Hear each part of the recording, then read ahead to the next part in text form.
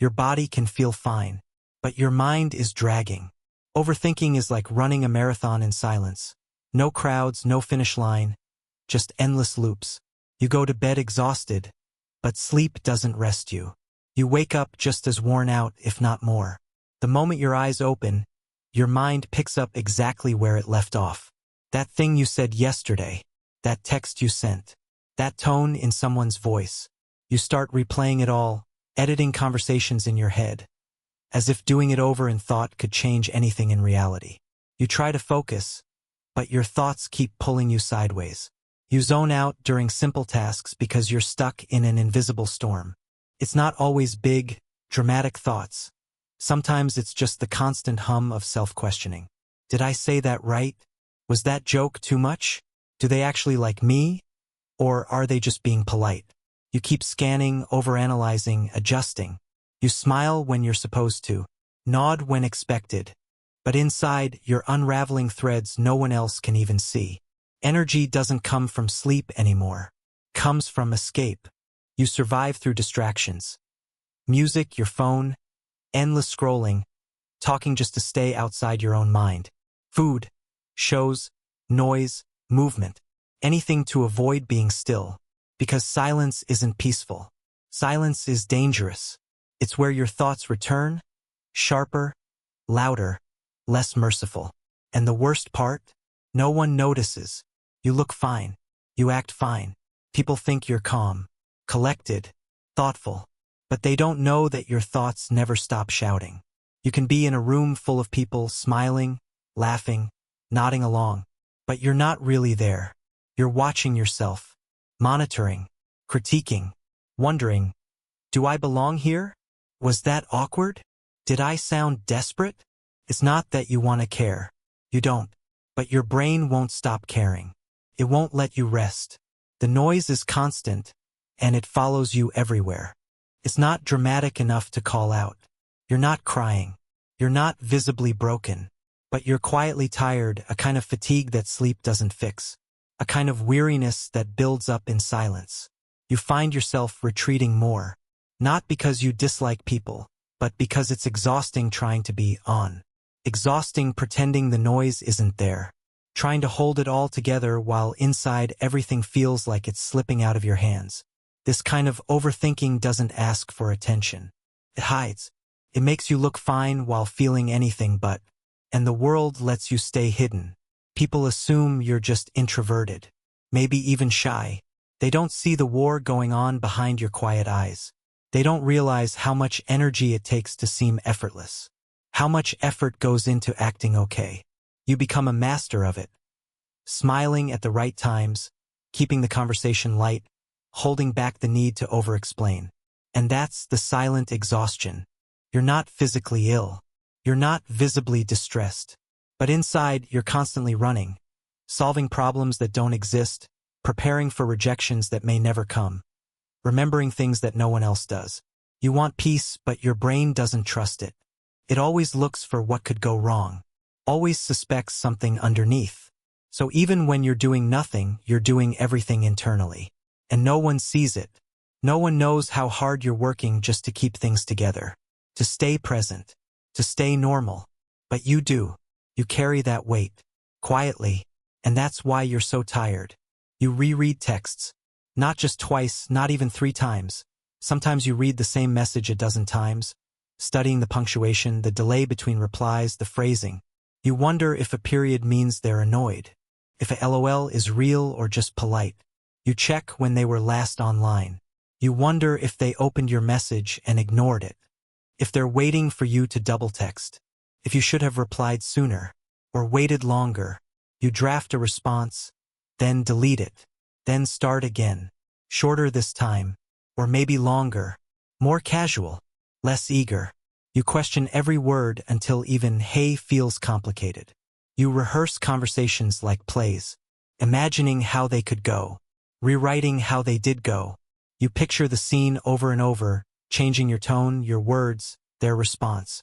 You come up with the perfect thing you should have said, the comeback that would have landed, the graceful way you could have left, the line that might have made them understand you better.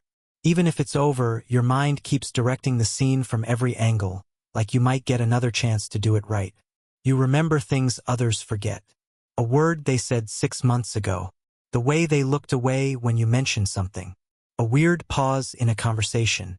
The specific phrasing of a compliment that didn't quite feel like one. You remember it not because you want to, but because your brain grabs on and won't let go. You analyze moments down to the syllable. You pull meaning from silence. You dissect kindness and wonder if it was genuine or just pity. Overthinking isn't just overanalyzing. It's a way of being, a way of surviving. It's constant checking and measuring and adjusting. It becomes a background process your brain runs without permission. Even when you're laughing, even when you're relaxing, your mind is evaluating your performance. Did you sound annoying? Were they bored? Should you have asked more questions? Did you talk too much?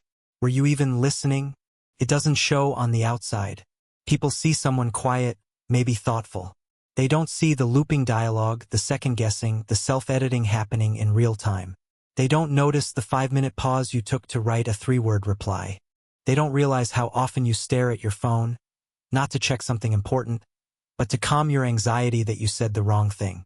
They don't know that seeing and typing can make your heart race. You live with a mind that doesn't rest. A mind that runs simulations all day. And you've adapted. You've gotten good at pretending you're not spinning inside. But it takes effort. Every interaction feels like a test. Every message like a performance. And the results never feel certain. You crave reassurance but feel guilty asking for it. You want to be easy to love but fear you're too much work. Overthinking isn't random. It's a habit, a reflex, a form of control in a world that often feels unpredictable. It makes you feel prepared or at least less helpless. But it also makes you tired. Because you're not just living through your life. You're reliving it, rewriting it, reimagining every moment to make sense of things that often never will. And then comes the meta layer. You think about how much you think. You wonder why your brain is wired this way. You ask yourself if you're broken, if you're exhausting, if you'll ever just feel normal. You think too much. And then think about why you think too much. And it doesn't stop. Because the habit lives in silence, in stillness, in those moments when the world goes quiet and your thoughts fill the space. You call it normal because it's been this way for so long. The spirals, the rewinds, the invisible rehearsals, they've become part of your routine. You've adapted so well to the noise that you can't tell where it ends and where you begin. You assume this is how everyone thinks. That everyone lies awake replaying old conversations or overanalyzing a glance from someone they barely know. You think this kind of mental turbulence is just part of being alive. But somewhere inside, you know it's not like that for everyone. You've seen it, the ease with which others let things go. How they laugh, shrug things off, move forward without carrying the weight of 1,000 tiny uncertainties. And it makes you wonder, what would that feel like? You envy people who forget. People who don't get trapped in mental reruns of insignificant moments. People who say what they mean and don't replay it in their head for days. You watch them live lightly, and a part of you aches. Because you live heavily. Everything matters too much. Every word, every silence, every change in tone feels like a code to decipher. Your mind doesn't drop things easily. It holds on and pulls them apart until they no longer resemble what they once were. But maybe, just maybe, this isn't something to hate about yourself. Maybe your overthinking doesn't come from brokenness. Maybe it comes from care. From a deep desire to understand others, to connect in the most honest way you can. You're not cold or careless. You care. Too much, maybe. You don't just hear people, you feel them. You don't just notice things, you absorb them. You take in energy, subtext, emotion, even when it's not directly given. That's not a flaw. That's a gift, even if it sometimes feels like a burden. You're not weak for overthinking. You're not dramatic or too sensitive. You're tuned in, attuned, aware. And that awareness can be beautiful even if it comes with pain. But just because you care deeply doesn't mean you have to carry everything alone. Just because you're used to mental chaos doesn't mean you don't deserve quiet. Peace is not something you have to earn by exhausting yourself. It's something you're allowed to have, even if you haven't finished fixing everything in your head. You deserve peace. You deserve a mind that isn't always sprinting. You deserve to breathe without explaining, to sit still without guilt, to exist without justifying your presence, your pauses, your softness. You don't need to apologize for needing rest, for wanting calm.